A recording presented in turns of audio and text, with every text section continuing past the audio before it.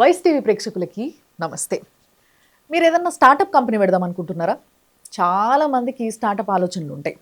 But పెట్టిన తర్వాత మనం ప్రాబ్లమ్స్‌లో పడొద్దు, కంపెనీ సాఫీగా నడవాలి, ఏ ఇష్యూస్ రావద్దు అనంటే, మనం లీగల్‌గా తెలుసుకోవాల్సిన కొన్ని టర్మ్స్, నార్మ్స్ ఏవైతే ఉంటాయో అవన్నీ ప్రాపర్‌గా తెలుసుకొని, ప్రాపర్‌గా అగ్రీమెంట్లు చేసుకుంటే మనం సేఫ్ సైడ్ ఉంటాం. మన కంపెనీ అద్భుతంగా నడుస్తుంటది. రైట్?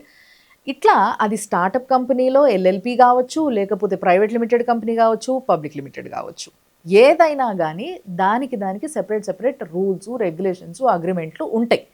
వాటిని ఏ విధంగా జేసుకోవాలి? మనం ఎక్కడ ల్యాక్ ఆఫ్ నాలెడ్జ్‌లున్నామో, అంటే ఏది వదిలేస్తున్నామో, దానివల్ల మనకి మధ్యల ఆ కంపెనీ రన్ అయితున్న మధ్యలో ఎలాంటి ప్రాబ్లమ్స్ వస్తే వాటికి సొల్యూషన్స్ ఏంటి? ఈ విషయాలు గనక మీరు తెలుసుకోవాలనుకుంటే ఈరోజు కంప్లీట్‌గా మా కాన్వర్జేషన్ వినాల్సిందే. ఈరోజు మనతోనున్నారు doctor Moksha LLB, LLM in criminal law, doctorate in corporate laws, international arbitration from international universities. So సార్‌కి నిజంగా చాలా కేసెస్ వస్తా ఉంటాయి. సో వీటి గురించి ఆయన్ని అడిగితే పర్ఫెక్ట్ ఆన్సర్ వస్తది అనే ఉద్దేశంతోని ఈరోజు సార్‌ని ఇన్వైట్ చేయడం జరిగింది. సో మాట్లాడదాం మనం. సార్ నమస్తే. నమస్కారం అండి. సార్ ఫస్ట్‌లీ ఇప్పుడు చాలామంది అంటే చిన్నవో, పెద్దవో స్టార్టప్ కంపెనీస్ విపరీతమైపోయినాయి. Nobody is interested in being a employee. Everybody wanted their own company. వాళ్ళే కంపెనీ పెట్టాలి, ఓ 10 మందికి ఉద్యోగాలు ఇయ్యాలని చూస్తున్నారు. వీళ్ళు ఫస్ట్‌లీ తెలుసుకోవాల్సింది ఏంది? Is it that easy to launch a company and maintain it? It is easy to launch a company అండి. Maintaining is difficult. Why it is easy to launch అంటే today with due aspect of Viksit Bharat, make in India, the PMO office has made everything easy. ఒక company incorporate చేయాలంటే మీరు online పోర్టల్లో మీ పేరు, మీ PAN number, మీ ఆధార్ నెంబర్ పెట్టేస్తే మీ డిన్ వచ్చేస్తుంది, మీ డిఎస్సి వచ్చేస్తుంది, మీరు ఫైల్ కూడా చేస్తారు, కంపెనీ కూడా ఇన్కార్పొరేట్ అవుతుంది. Struggle is not ending when you incorporate company. కష్టం అనేది కంపెనీ ఇన్కార్పొరేట్ అయ్యాక మొదలవుతుంది.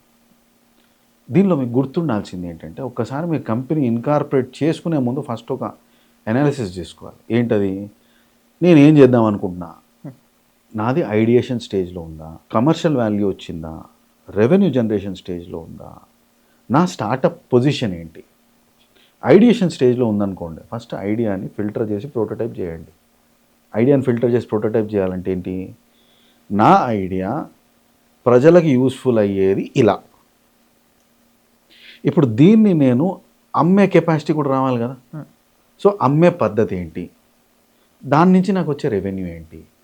ఈ రెవెన్యూ స్టేజ్ మీరు వచ్చిన తర్వాత కంపెనీల గురించి, ఇన్కార్పొరేషన్ గురించి మాట్లాడితే బెటర్. ఆ ముందే మాట్లాడినారనుకోండి, మీకు 1 సంవత్సరం 2 సంవత్సరాలు ఇది చేయడానికి అయిపోతుంది. అక్కడ కంప్లైంట్స్ కాస్ట్ వేస్ట్. ఈ స్టేజ్లో మీకు 2 బెనిఫిట్లు వస్తాయి. మీరు ఐడియేషన్ నుంచి కమర్షియల్ వాల్యూ ప్రోటోటైప్ చేసుకునే టైంకి మీకు అవసరాలు తెలుస్తాయి.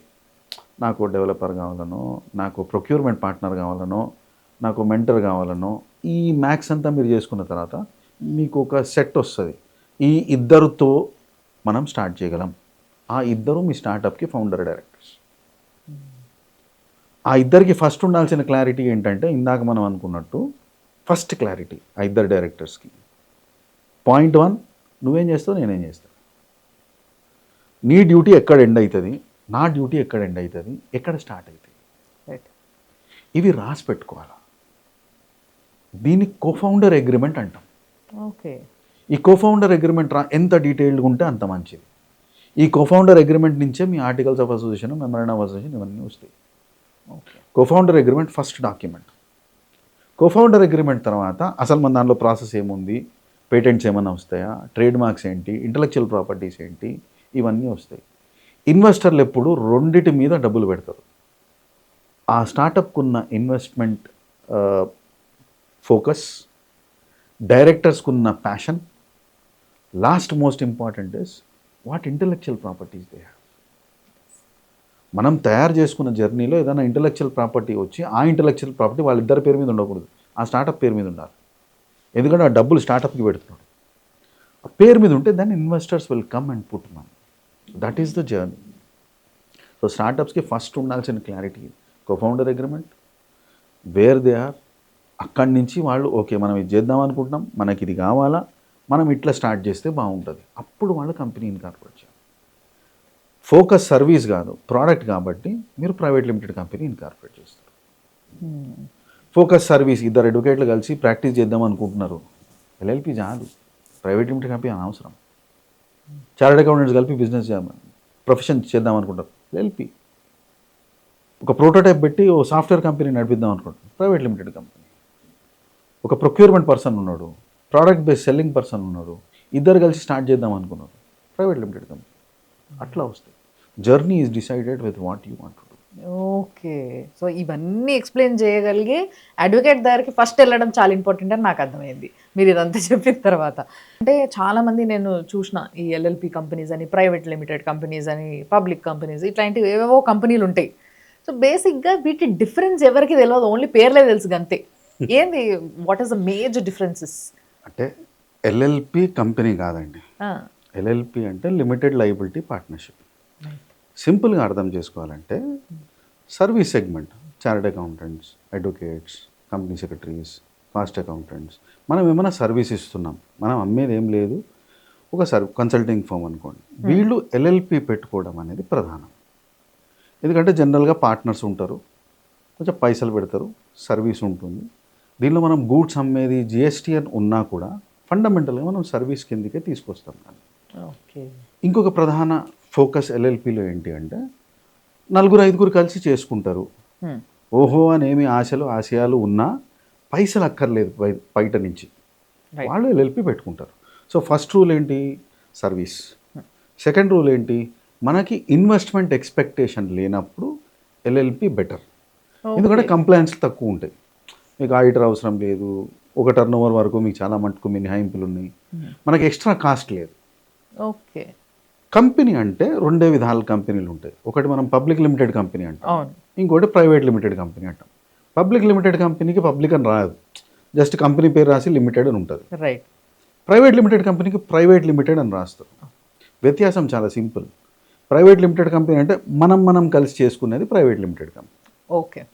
మ్యాక్సిమం 50 మెంబర్స్, అంతకంటే ఎక్కువ మనం షేర్ హోల్డర్స్ తీసుకోము. Share holders maximum 50. And minimum మనం we have 2 directors. Okay. Private limited కంపెనీలో ఫోకస్ ఏంటంటే క్లోజ్లీ హెల్డ్ అంటాం, తెలిసిన వాళ్ళు, ఫ్రెండ్స్, వీళ్ళందరూ కలిసి చేస్తారు. ఈ కంపెనీలో మీరు బయట నుంచి ఇన్వెస్ట్ చేసుకోవచ్చు. ఓకే. అప్పుడు ఆ వచ్చే ఇన్వెస్టర్ని మనం షేర్ హోల్డర్ అంటాం. ఎక్కువ ఇన్వెస్టర్లు అయిపోతాయి, 50 దాటినా, మీరు ఐపీఓకి వెళ్దాం అనుకున్నా, అప్పుడు దీన్ని మీరు పబ్లిక్ లిమిటెడ్గా కన్వర్ట్ చేస్తారు. ఓకే. మీరు ఎల్ఎల్పిని పబ్లిక్ లిమిటెడ్గా కన్వర్ట్ చేయలేరు. ఎల్ఎల్పి నుంచి ప్రైవేట్ లిమిటెడ్గా వచ్చి ప్రైవేట్ లిమిటెడ్ పెద్ద కథ ఉంది అది. It's a process, it's a big process, not just a process, big process. అందుకే service, small focus LLP start చేస్తాం. ఫోకస్ ఏంటంటే మనకి లయబిలిటీస్ తక్కువ ఉంటాయి, కంప్లైన్స్ తక్కువ ఉంటుంది. ఇక ప్రైవేట్ లిమిటెడ్ కంపెనీ అంటే auditor must, company secretary must, ఒకడికి ఇద్దరు తయారవుతారు, వీనికి జీతం ఇవ్వాలా, మనకి ఫీజు ఇవ్వాలా, ఈ కథ అంతా ఉంటుంది. కాస్ట్ పెరిగిపోతుంది, ఓకే, తెలియకుండా పెరిగే కాస్ట్ అది. ఎల్ఎల్పిలో మీకు అంతా కాస్ట్ ఉండదు, ఓకే, కంప్లయన్స్ వైజ్ ఆ డిఫరెన్స్ ఉంటుంది మీకు. సో థంబ్ రూల్ గుర్తుపెట్టుకోవాలంటే సర్వీస్కి LLP, service goods put together private limited company. మీరు కన్సల్టింగ్ ప్రైవేట్ లిమిటెడ్లు కూడా ఉన్నాయి. వాళ్ళు ఏ ఆలోచనతో పెట్టారు అంటే రేపు నాకు ఎవరైనా ఇన్వెస్టర్ కావాలంటే ఎల్ఎల్పిలో మీ కంప్లయన్స్లో కష్టం ఇన్వెస్టర్కి. ప్రైవేట్ లిమిటెడ్ కంపెనీలో షేర్ హోల్డర్ పెడతాము, పైసలు తీసుకుంటాము, పని చేస్తాము. సో బేసిక్గా దీంట్లో మీరు ఏమేమి నష్టాలు ఉండొచ్చు అనేది చిన్న సింపుల్గా చెప్పారు. ఇదైతే ఈజీ, ఇదైతే మళ్ళీ పెద్ద ప్రాసెస్. ప్లస్ కానీ ఒక అడ్వాంటేజ్ ఏంది అని అంటే దీంట్లో పార్ట్నర్ని తెచ్చుకోవచ్చు, ఒక ఇన్వెస్టర్ని తెచ్చుకోవచ్చు. ఇది కాకుండా ఒకవేళ ఎల్ఎల్పిని ప్రైవేట్ లిమిటెడ్ చేసుకోవాలి అని అంటే చేసుకుంటే what are the major uses, ఏంది అసలు లాభాలు ఏంది? ఫస్ట్ ఎల్ఎల్పిని ప్రైవేట్ లిమిటెడ్ కంపెనీగా మీరు కన్వర్ట్ చేసుకోవచ్చు. మీరు చేసుకునేటప్పుడు యాక్చువల్గా మీరు ఇక్కడ కూడా మీరు ఒక ఇన్వెస్టింగ్ పార్ట్నర్ని తెచ్చుకోవచ్చు ఎల్ఎల్పిలో. ఎల్ఎల్పిలో ఎట్లయితే మనం డైరెక్టర్, షేర్ హోల్డర్ అని ప్రైవేట్ లిమిటెడ్ కంపెనీస్లో అంటామో, ఎల్ఎల్పిలో మనం డెసిగ్నేటెడ్ పార్ట్నర్ అంటాం. ఓకే. డెసిగ్నేటెడ్ పార్ట్నర్ అంటే రోజు వస్తాడు, పని చేస్తాడు. పార్ట్నర్ అంటే పైసలు పెడతాడు, గమ్మున కూర్చుంటాడు. ఓకే. ఎల్ఎల్పి భాషలో చెప్పాలంటే అంతే, పైసలు పెట్టి గమ్మున కూర్చుంటాడు పార్ట్నర్ అంటాం. మన డెసిగ్నేటెడ్ పార్ట్నర్ ఉండము, చెక్ మీద సంతకాలు ఉండవు, రెగ్యులర్ మీటింగ్స్లో ప్రజెన్స్ ఉండదు, పైసలు పెడతాడు, సంవత్సరం తర్వాత వచ్చి చూసుకుంటాడు. మీకు పైసలు పెట్టడమే ఆబ్జెక్టివ్ అనుకోండి, ఎల్ఎల్పిలో కూడా చేయొచ్చు. ప్రైవేట్ లిమిటెడ్ కంపెనీ ఎందుకు డిఫరెన్స్ వస్తుందంటే నాకు కంపెనీకి కనెక్టివిటీ ఉండదు, నేను ఒక్క ఏజిఎంలోనే కనిపిస్తా. ఓకే. ఏమన్నా కీ డెసిషన్స్ తీసుకోవాలా, కంపెనీ పేరు మార్చాలా, లోన్ తీసుకోవాలా, కంపెనీ ఎక్స్పాన్షన్ చేయాలా, అట్లాంటప్పుడే మనకి ఏజిఎం, షేర్ హోల్డర్ మీటింగ్ అవన్నీ అవసరం. లేకపోతే regular day to day activities అక్కడ ఎల్ఎల్పిలో మీరు డెసిగ్నేటెడ్ పార్ట్నర్స్ అటెండ్ అవుతారు, ఇక్కడ మీకు డైరెక్టర్స్ అటెండ్ అవుతారు. మీరు చెప్తున్నది బాగుంది సార్, బట్ అంత సింపుల్గా జరగవు మన దగ్గర. మీరు చెప్తున్నంత సింపుల్గా అయితే చాలా కాంప్లికేట్ చేసుకుంటే కంపెనీస్ అన్ని.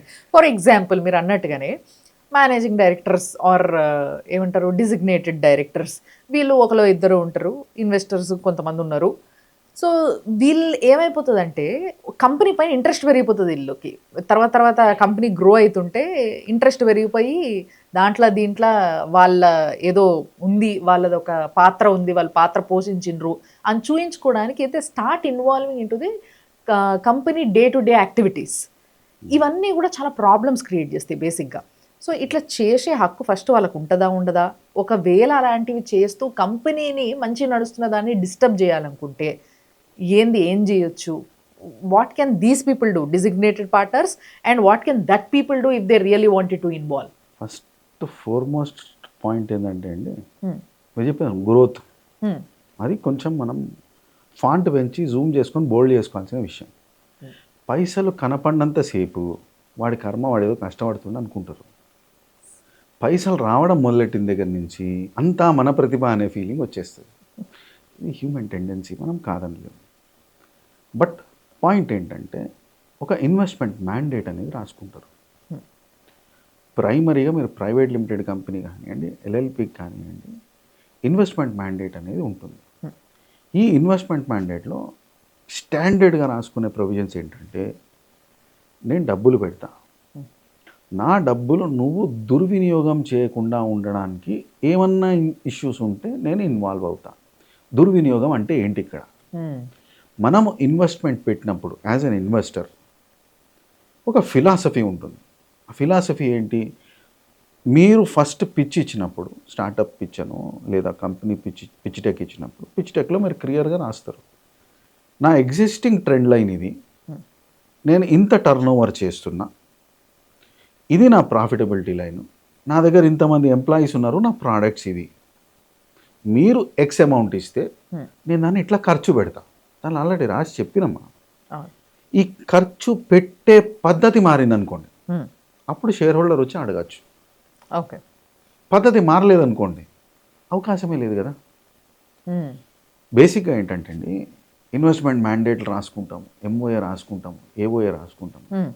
ఇవన్నీ 2-3 ఇష్యూల వల్ల వస్తాయి. ఒకటి అయితే చార్టెడ్ అకౌంటెంట్, కంపెనీ సెక్రటరీ, అడ్వకేటో రాస్తారు, అదో 15-20 పేజీలు రాస్తారు. దాన్ని మనం న్యూస్ పేపర్ చదివినట్టు చదువుతాం. అంటే న్యూస్ పేపర్ చదివినట్టు అంటే బొమ్మలు చూస్తాము, హెడ్లైన్స్ చదువుతాము, వదిలేస్తాం. ఇక్కడ బొమ్మలు ఉండవు అగ్రిమెంట్లో, కాబట్టి మనం హెడ్లైన్స్ చదివినాం. 15 పేజీల డాక్యుమెంట్లో 10 నిమిషాల్లో మనిషి చదివేసిందంటే హెడ్లైన్స్ తప్పించి ఏం చదవలేదు. అట్లాంటిది మన సోకాల్డ్ డైరెక్టర్స్ ఎవరైతే కంపెనీని నడిపిద్దామనే దృఢ సంకల్పంతో ఉన్నారో 5 నిమిషాలు చదువుతారు. అంటే హెడ్లైన్స్ కూడా చక్కగా చదవలేదని అర్థం. దానివల్ల ఈ ప్రమాదాలు వచ్చింది. ఓకే, మీరు హెడ్లైన్స్ క్లియర్గా చదివి దానిలో కాంటెంట్ క్లియర్గా చదివి ఉంటే అర్థమయ్యేది ఏంటంటే, మనిషి ఇంత పర్సెంట్కి ఇన్ని పైసలు పెడుతున్నాడు, ఇన్ని సంవత్సరాలకి మనతో కమిట్ అయి ఉన్నాడు, ఆయన ఎక్స్పెక్టెడ్ రిటర్న్ ఇంత, మనం కమిట్ చేసిన డిప్లాయ్మెంట్ అంటే పైసలు ఖర్చు పెట్టే పద్ధతి ఇది. ఇది మీరు అడ్హైర్ అవుతుంటే ఇన్వెస్టర్కి ఆఫీస్లో వచ్చే హక్కు కూడా లేదు. ఓకే, ఇన్వెస్టర్ మ్యాక్సిమం ఆఫీస్లో వచ్చి అడిగేది ఏంది? రిజిస్టర్డ్ ఆఫీస్లో బాబు బుక్లు, ఏం బుక్లు ఇవ్వాలా? క్యాష్ బుక్, లెడ్జర్ ఇవన్నీ కాదు వాళ్ళకి ఇవ్వాల్సింది, పబ్లిక్ డాక్యుమెంట్స్ అంటాం. షేర్ హోల్డర్ రిజిస్టర్, దాన్ని రిజిస్టర్ ఆఫ్ మెంబర్స్ కూడా అంటారు, company annual reports, unaudited financial statements, ఇంతే. ఇంతకు మించి షేర్ హోల్డర్కి చూసే రైట్స్ లేవు. వీటిల్లో ఏమైనా ప్రమాదం వస్తే ఒక ఫరెన్సిక్ ఆడిట్ అడిగి, ఫరెన్సిక్ ఆడిట్లో మీరు మొత్తం డీటెయిల్స్ ఇస్తారు. బట్ ఫండమెంటల్గా పబ్లిక్ డాక్యుమెంట్స్ ఇవే. మీరు పబ్లిక్ డాక్యుమెంట్స్ అనేది షేర్ హోల్డర్కి అవైలబిలిటీ ఉంటుంది. అంతేగాని షేర్ హోల్డర్ వచ్చి తనతో పాటు ఒక కుర్చీ తెచ్చుకొని, ఒక టేబుల్ తెచ్చుకొని మీ ఆఫీస్లో పెట్టి కూర్చునే హక్కు లేదు. రైట్. దానికి ఆ పైసలు పెట్టలే కదా. మనం ఏంటంటే ఇన్వెస్ట్మెంట్ అనేది చదవము, ఆ మనిషి వచ్చి కూర్చుంటాడు, ఏం చేయాలో తెలియదు. అన్నిటికంటే మోస్ట్ ఇంట్రెస్టింగ్ పాయింట్ ఏంటంటే, ఈ ఇన్వెస్ట్మెంట్ మ్యాండేట్ పేపర్ ఏదైతే ఉందో అండి ఎక్కడ పెట్టినామో మర్చిపోతాం. ఎస్, అది రాసుకున్నప్పుడే, తర్వాత ఎక్కడ ఉంటుందో ఏందో సంగతి తెలియదు. సో మీకు ఇప్పుడు వచ్చినప్పుడు ఏం చేయాలో తెలియదు కదా, పేపర్ తెలియదు. ఇప్పుడు మా దగ్గరకు వస్తారు, ఇన్వెస్ట్మెంట్ మ్యాండేట్ పేపర్ ఒకసారి ఇస్తావా, అగ్రిమెంట్ ఇస్తావా అంటే ఉంది సార్, ఉండాలి సార్, ఉంది దగ్గర నుంచి ఉండాలి వెళ్తుంది అది. ఆ తర్వాత ఎక్కడో ఉంది సార్కి తేలుతుంది. అది వచ్చేంత వరకు మేము కూడా ఏం చేయలేము, ఎందుకంటే ఈయన ఆల్రెడీ కుర్చీ వేసుకొని కూర్చున్నాడు కదా, అది ప్రాబ్లం. సో ఈ ఇష్యూ ఇటువైపు నుంచి వస్తుంది, అంటే ఇన్వెస్టర్ వైపు నుంచి వచ్చేది. బట్ కొన్నిసార్లు ఏమవుతుంది అని అంటే ఈ డిజిగ్నేటెడ్ డైరెక్టర్ ఎవరైతే ఉన్నారో వీళ్ళకి కూడా partners, designated partners who works or else working partner అనొచ్చు కదా మనం. So designated partner is a correct word. Working partner అని మనం అనుకోవచ్చు, కలోకియల్ గా వర్కింగ్ పార్ట్నర్. రైట్. సో ఈ డిజిగ్నేటెడ్ పార్ట్నర్ కి ఒకసారి కంపెనీ స్టార్ట్ చేసిన తర్వాత పని చేస్తుండగా మంచిగా నడుస్తుంది, మంచిగా పని చేస్తున్నాడు అని అంటే ఈ also keep getting some offers from out side. Correct. ఇలాంటి ఇష్యూస్ కూడా చాలా మంది ఫేస్ చేస్తారు. అప్పుడు ఇన్వెస్టర్కి ప్రాబ్లం అవుతుంటుంది. ఇక్కడ వీడు ఎక్కడనో బయట చేసుకుంటే వీడు సరిగ్గా కాన్సన్ట్రేట్ చేస్తాడు, వీడు లేకపోతే వీడు ఎక్కడనో చేస్తుండే అని వీడికి తెలుస్తుంది, అది వీడిని లోపల గుచ్చుతా ఉంటుంది. So all this happens. అప్పుడు ఏంది పరిస్థితి మరి? అంటే దీన్నే మనం సాఫ్ట్వేర్ కల్చర్లో మూన్ లైటింగ్ అంటామండి. ఓకే. అంటే మూన్ లైటింగ్ అంటే ఒక కంపెనీలో ఆల్రెడీ ఒక ఎంప్లాయీలా వర్కింగ్ పార్ట్నర్గా డైరెక్టర్ కూడా ఒక ఎంప్లాయీ కిందని లెక్క. ఎస్.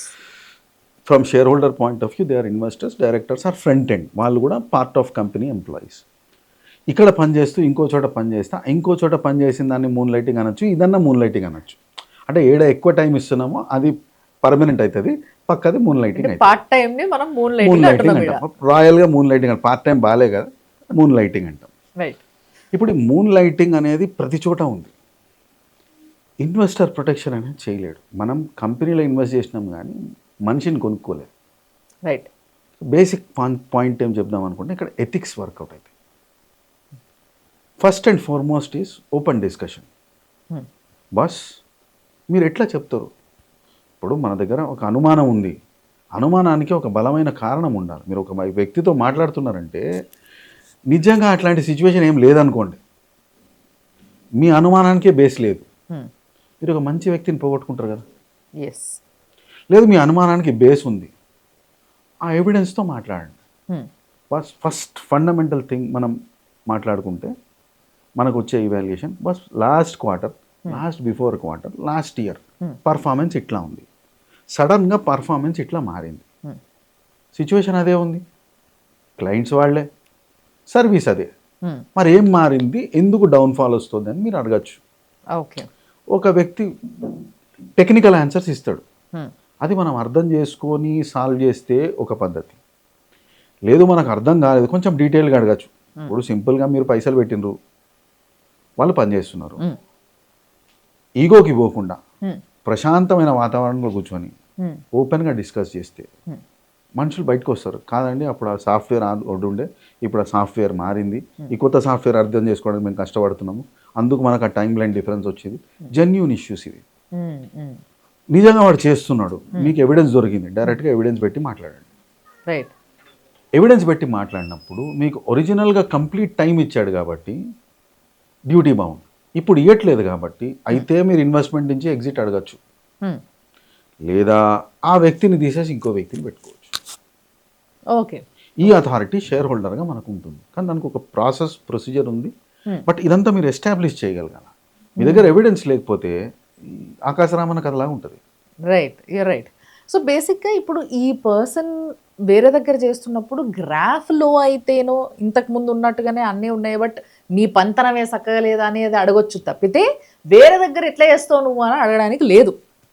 బికాజ్ మీరు అన్నట్టుగా మనిషిని కొనుక్కోలేదు, ఓన్లీ సర్వీసెస్ కొనుక్కున్నాం. ఆ సర్వీస్ ఇక్కడ చేస్తుందా లేదా, ప్రాపర్గా నడుస్తుందా లేదా అని చూసుకోవాలి. ఎట్లా చేస్తున్నాం? ఇప్పుడు మన దగ్గర 24 గంటలు అండి, 24 గంటలు 8 గంటలు మనిషి ఆఫీస్లో పనిచేస్తాం. రైట్.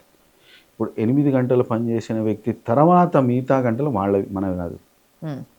ఎమర్జెన్సీ వచ్చింది, మనకేదో సిచ్యువేషన్ వచ్చింది, మనం ఫోన్ చేసినాం, బాస్ ఓ క్లయింట్ ఫోన్ చేసింది, అదేదో సాఫ్ట్వేర్ పని చేయట్లేదు, కొంచెం చూస్తారు.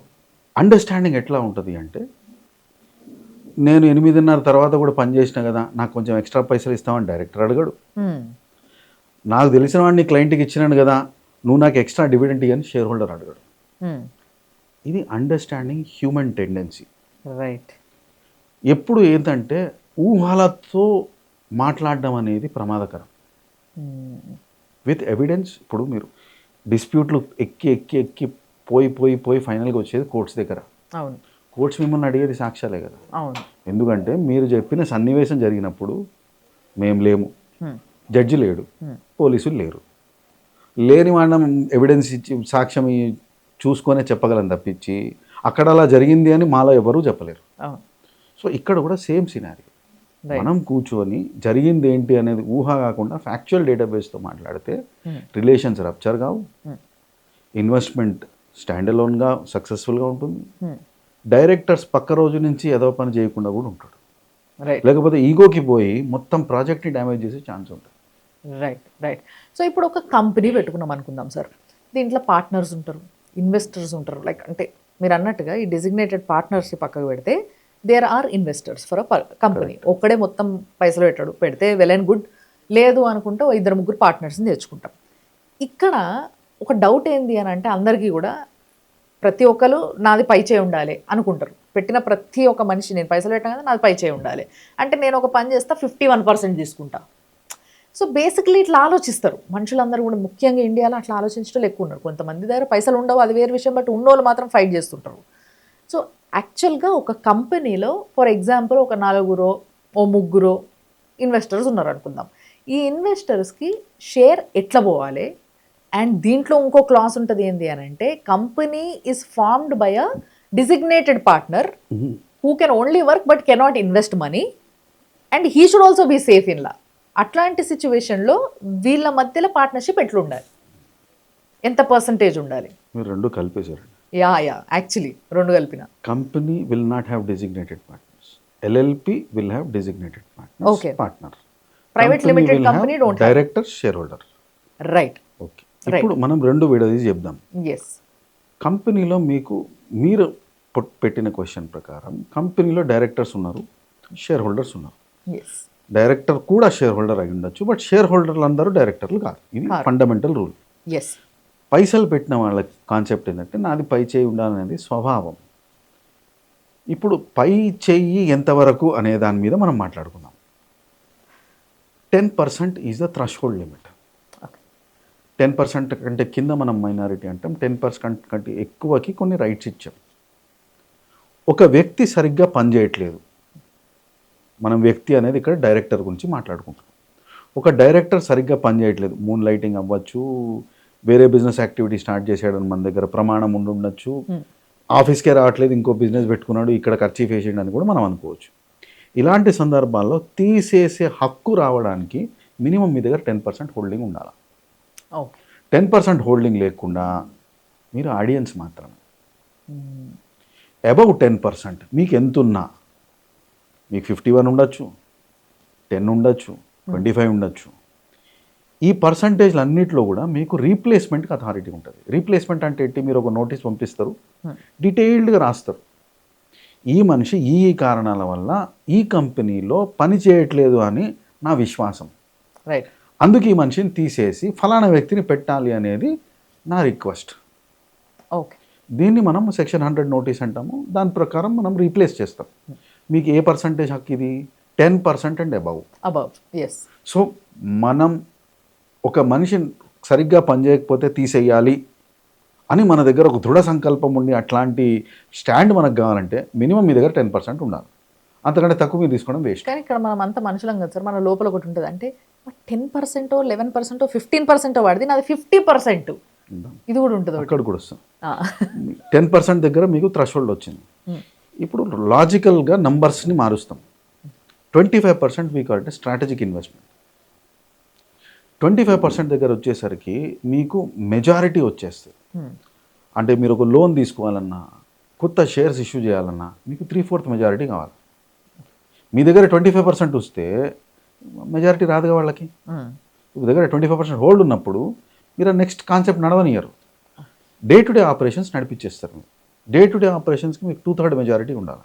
అంటే 67% మీ చేతిలో ఉంటే కంపెనీ మీరు నడిపించుకోవచ్చు. రైట్. ఈ 51% అన్నారు చూడండి, దీన్ని మనం సబ్సిడరీ ఇన్వెస్ట్మెంట్ అంటాం. మీ దగ్గర 51% ఉంటే మీరు ఆ కంపెనీకి holding director or holding promoter అవుతారు. మేజర్ స్టేక్ మీదే ఉన్నట్టు. ఏ డెసిషన్ మీరు లేకుండా కాదు, మీరు చెప్తేనే అవుతుంది. So 51% is crucial. అందుకే మీకు ఇవాళ స్టాక్ మార్కెట్లో ఒక కంపెనీ వెళ్తే ప్రధానంగా మనం ఒక క్వశ్చన్, ఇఫ్ కోర్ ఇన్వెస్టర్ అయితే ప్రధానంగా క్వశ్చన్ అడుగుతుంది, ప్రమోటర్ ఎంత రిటైన్ చేసుకుంటున్నారు. ప్రమోటర్ రిటెన్షన్ మీకు క్లోజ్ టు 50, 45, 35% ఉంటే promoter is not interested to cell. Market నుంచి డబ్బులు రేజ్ చేసి కంపెనీ నడిపించే ప్రయత్నం చేస్తున్నాడు. ప్రమోటర్ మొత్తం లిక్విడేట్ చేసి 5% వదిలేసాడు అనుకోండి, ఇంకా కంపెనీ ఎటు పోయినా ఈ ప్రమోటర్కి సంబంధం లేదు. ఓకే. సో మీరు ఆ ప్రమోటర్ని నమ్మి డబ్బులు పెడుతున్నారు అనుకోండి, పోయినట్టే. Percentage holding important. నేను 51% పెట్టుకుని నడిపిస్తున్నాను అంటే నాకు ఆ కంపెనీ మీద నమ్మకం ఉంది, నేను వదులుకోదలుచుకోలే. నేనే ఫేస్ అయి ఉన్నాను అనుకోండి, అప్పుడు మీరు నమ్మి డబ్బులు పెట్టచ్చు. Right. Reliance group best example. Yes. వాళ్ళ పర్సంటేజ్ తగ్గించారు, ఎప్పుడెప్పుడు అవకాశం ఉన్నా మళ్ళీ కొనుక్కుంటూ ఉంటారు. సో ఆ హోల్డ్ మీకు ఉంటే company still continues to be yours. Okay. Okay. So బేసిక్గా ఈ కంపెనీ పెట్టుకునేటప్పుడు ఒక ఎంఓయూ అని ఒకటి రాసుకుంటారు సార్. బేసిక్గా నాకు ఎప్పుడు కూడా ఏంది అని అంటే, I have seen few issues, కొన్ని డిస్ప్యూట్స్ వచ్చినప్పుడు ఈ ఇన్వెస్టర్ల మధ్య లేకపోతే వర్కింగ్ పార్ట్నర్స్ మధ్య, వాళ్ళ మధ్య వీళ్ళ మధ్య, వీళ్ళు ఏమనంటే ఎంఓయూ గురించి మాట్లాడతారు. మనం ఆ రోజు రాసుకున్నాం కదా, ఆ రోజు అందులో రాసుకున్నాం, మరి ఇప్పుడు ఎట్లా దాటుతున్నావు నువ్వు గీత అని. సో ఈ ఎంఓయూ అనేది ఎట్లా రాసుకోవాలనేది కూడా చాలామందికి తెలియదన్న విషయం నేను రీసెంట్గా తెలుసుకున్నాను.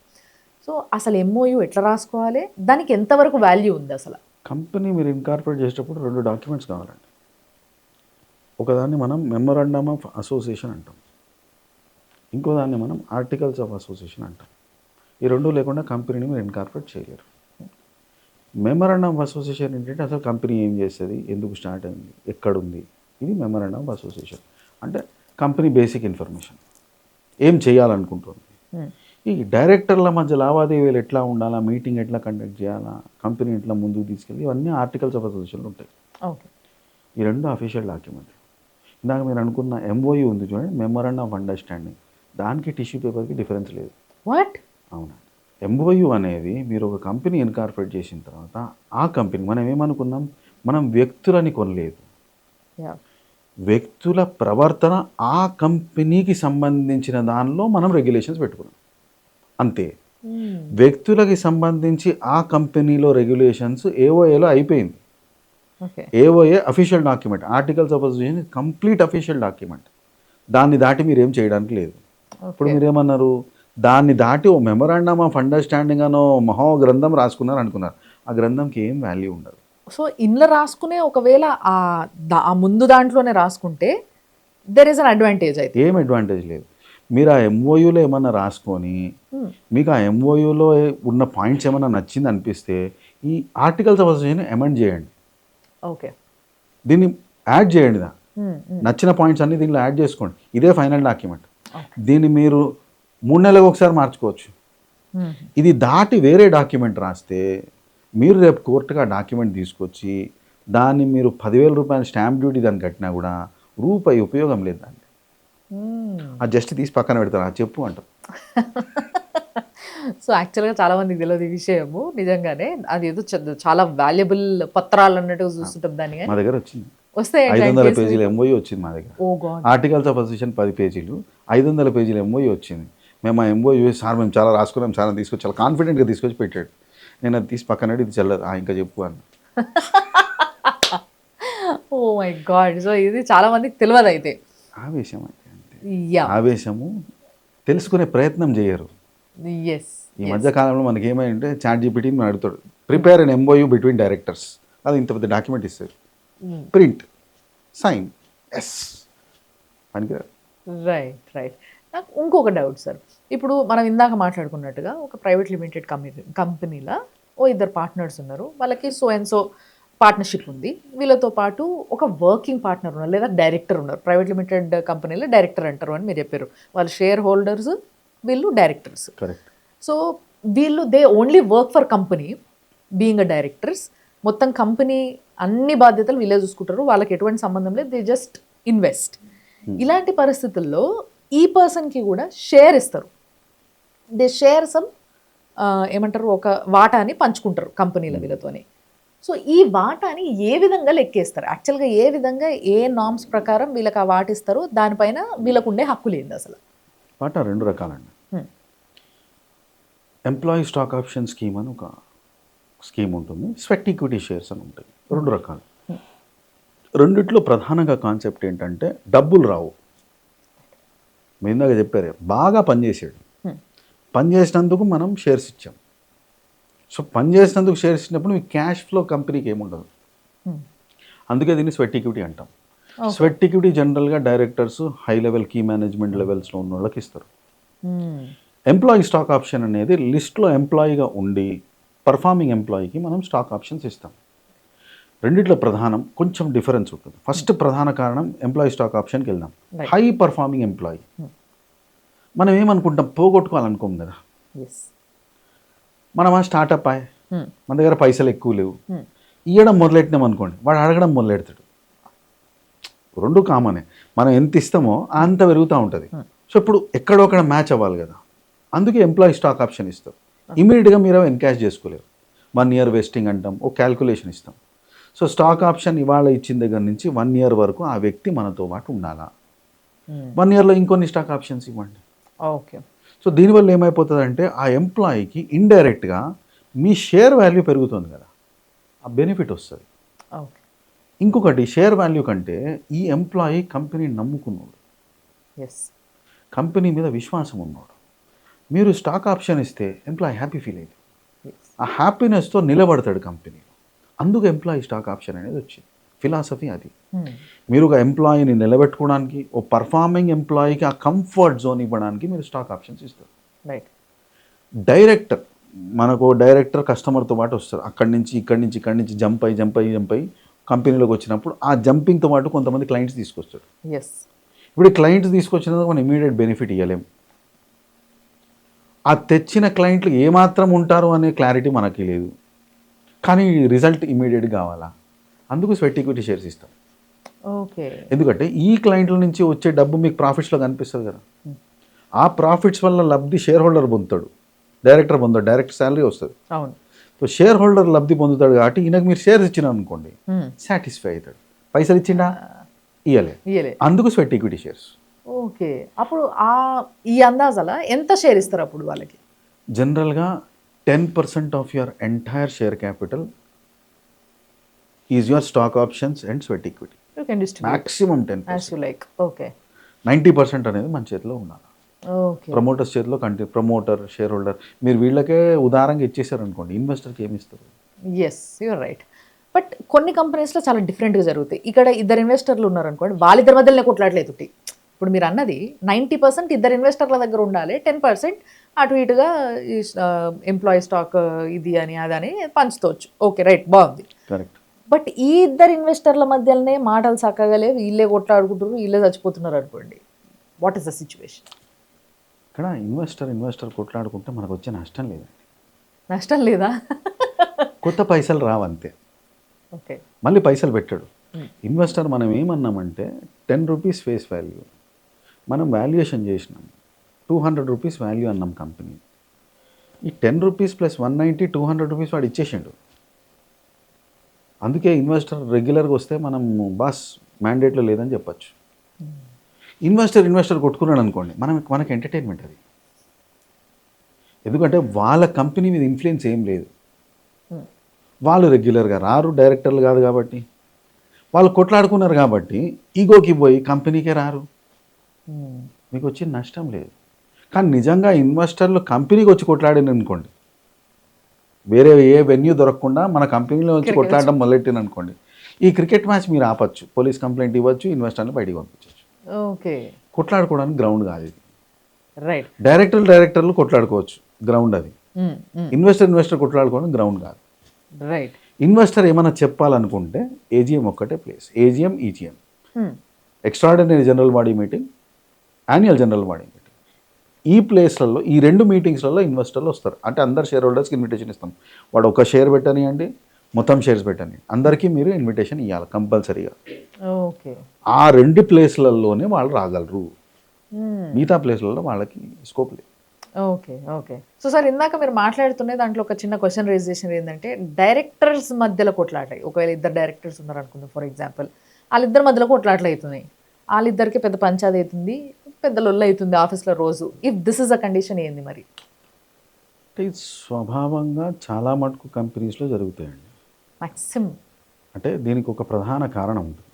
ఏంటంటే స్టార్టింగ్లో కంపెనీ స్టార్టప్ స్టేజ్లో ఏంటంటే మనుషులు అందరూ అన్నీ నావి అని ఆలోచించడు. అరే మన కంపెనీ మనం చేయాలి అని ఆల్మోస్ట్ ఆఫీస్ క్లీనింగ్ కూడా చేసేస్తారు. ఇది ఫస్ట్ నేచర్. కంపెనీ పెరిగి ప్రాఫిటబిలిటీ వచ్చినప్పుడు నా పని వాడు చేస్తున్నాడు, నీ పని వీడు చేస్తున్నాడు అని ఆలోచించాడు. బాగా ప్రాఫిట్స్ వచ్చి పైసలు వచ్చిన తర్వాత అందరి పని నేనే చేస్తున్నా అని ఫీల్ అవుతాడు. ఈ ఫస్ట్ 2 స్టేజెస్లో ప్రాబ్లం ఉండదు. అందరి పని నేనే చేస్తున్నాను ఏ పని చేయకుండా ఉంటాడు చూడండి, అక్కడి నుంచి ప్రాబ్లం స్టార్ట్ అవుతుంది. బేసిక్ ఏంటంటే అండి, డైరెక్టర్స్ కంపెనీలో ఉన్నప్పుడు డిమార్కేషన్ ఆఫ్ వర్క్ అనేది ఇంపార్టెంట్. ప్రతి స్టార్టప్ ఆర్ ప్రతి కంపెనీ ఒక స్టేజ్కి వెళ్ళిన తర్వాత కూడా ఎవరు ఏం చేయగలరు అనేది క్లియర్గా నిర్ధారించుకొని కూర్చొని రాసుకోవాలి. ఇప్పుడు చార్టర్డ్ అకౌంటెంట్ ఉన్నాడు, కానీ వాడికి ప్రొక్యూర్మెంట్స్ మీద ఫోకస్ ఎక్కువ.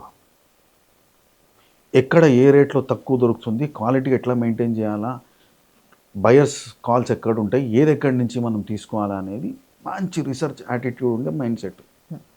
కానీ సీఏ పాస్ అయ్యాడు. ఇప్పుడు ఆ మనిషి ఏం చేయాలా? ఫైనాన్స్ మేనేజ్మెంట్ చేయకూడదు, పర్చేజ్ డిపార్ట్మెంట్లో ఉండాలి. ఈ డివిజన్ అనేది మన మెంటార్షిప్ లీడర్షిప్ ఎనాలిసిస్లో లేకపోతే ఈ కొట్లాటలకి బేస్ అవుతుంది. Okay. Proactive method is demarcation and division of work. మన దగ్గర అంత టైం లేదు, కొట్లాట స్టార్ట్ అయిపోయింది. అవును.